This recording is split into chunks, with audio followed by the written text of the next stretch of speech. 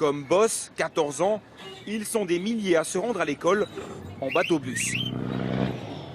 Le jeune Thaïlandais adore ça et en plus, le bateau lui a rendu un grand service. Avant, je prenais le bus normal, mais il y avait tellement de trafic que j'étais tout le temps en retard et j'étais puni. Mon père m'a dit de prendre le bateau pour gagner du temps et ça marche. Ça ne me prend que 10 minutes. Bangkok, la tentaculaire, a grandi à une vitesse vertigineuse ces 30 dernières années.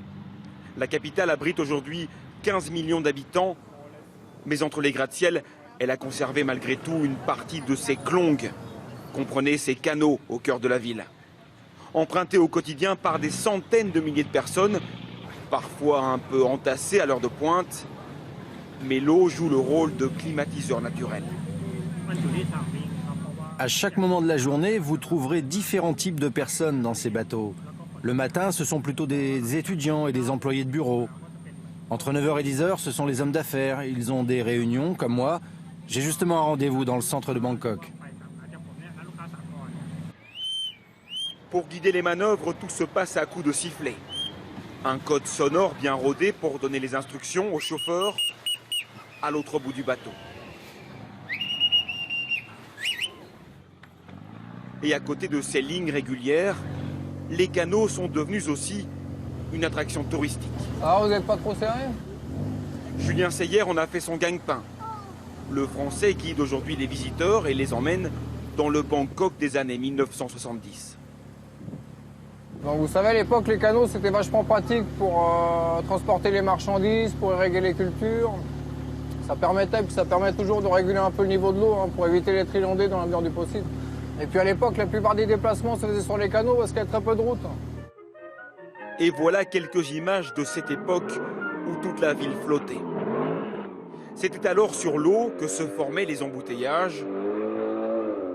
Le mode de vie a subsisté dans une partie de la ville.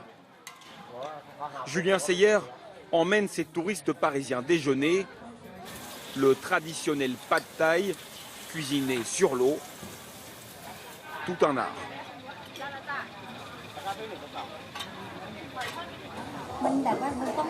C'est difficile quand il y a des vagues, je dois faire attention. Quand les grands bateaux approchent, c'est un peu dangereux, car l'huile chaude peut se renverser de la poêle. Et là, à quelques kilomètres à peine du centre de la mégapole, les visiteurs se sentent à la campagne. On a du mal à imaginer que derrière, il y a toute cette densité, toute cette foule qui grouille, toute cette activité. Pourtant, les choses ont bien changé ces 10 dernières années. La qualité de l'eau s'est nettement dégradée et beaucoup de ces canaux ont tout simplement été bouchés. À cause de l'urbanisation massive de la capitale thaïlandaise, les zones naturelles tampons aux abords des canaux ont été entièrement bétonnées. Résultat, la ville s'enfonce d'1 à 2 cm par an et selon les spécialistes, la Venise de l'Est, tout comme sa sœur italienne d'ailleurs, serait aujourd'hui en danger.